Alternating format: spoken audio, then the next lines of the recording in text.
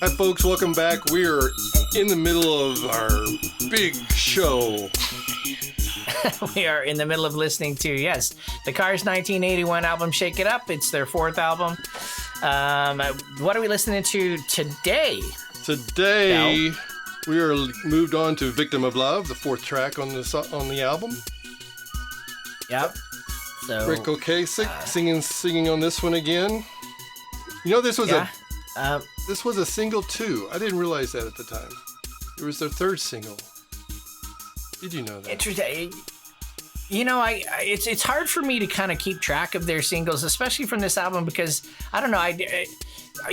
This is not our favorite Cars album, and we kind of, after Panorama, we both felt like, you know, we talked about this already. The Panorama kind of was their peak, and so this album was sort of a letdown for us. And you know what?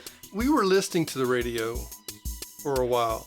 And then after a while, we started listening to albums. You know, you worked at the record store and stuff like that. So yeah, listening to the radio wasn't always our thing. So sometimes I didn't really know what was a single, to tell you the truth.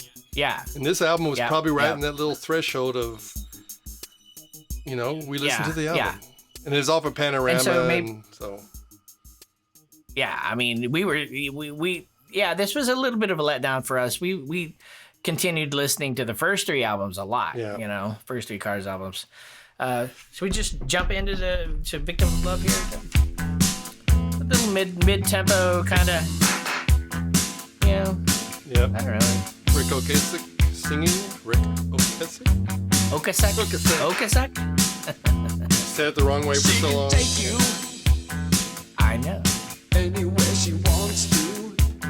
I like his delivery on this. She can tell you things. It's got that quirky kind of beat, right? And with his quirky kind of delivery, she can make you think. She can make you think you're the only one. Those women. She can steal your heart. He does write about women a lot, right? Really. From a nerd's point of view. It's kind of interesting thing. Rejected point of view. Well, and then he he married that supermodel. Yep, of course.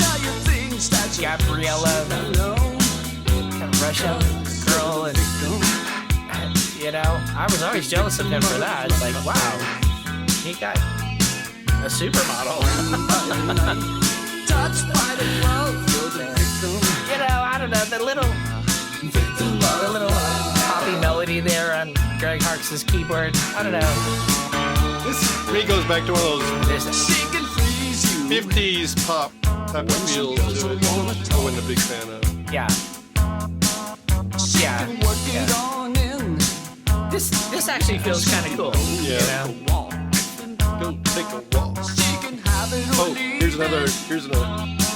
She can do the skiddy-doo. Remember I was talking about a dance name? Oh, she can do the skidoo. Yes. Yeah. The skidoo. What does that look like? She can hold you tight, and she won't like let your arms down straight. She'll make it slow. She'll tell you things that you should not know. 'Cause you're the victim. Harmonies. Victim of love. Rained by the night, touched by the glove. You're the victim. I think there's a guitar solo coming up here somewhere. What I always wait for these days. Key change. Totally different key. Yep. I can always sing an Elliot Easton song.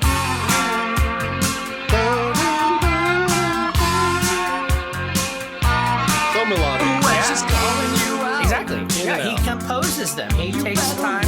Yeah, in and out. What was that? They hardly ever do more than about 8 bars. Yeah, right. That was a fairly short. And I like his longer leads. Imagine that. And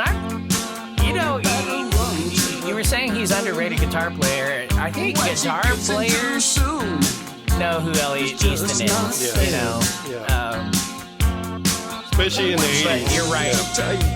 but yeah, you're right. Maybe not so much now, but you're right. I think at the time that he was not a mainstream rock star, guitar god. Because everything he did fit the song. Yep. It wasn't about him. No.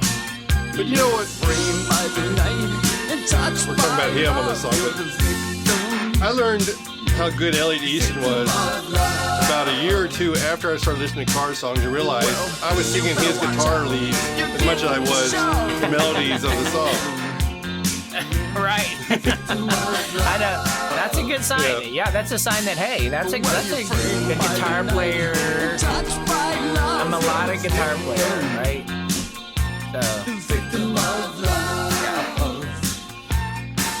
Some of the harmonies, harmonies.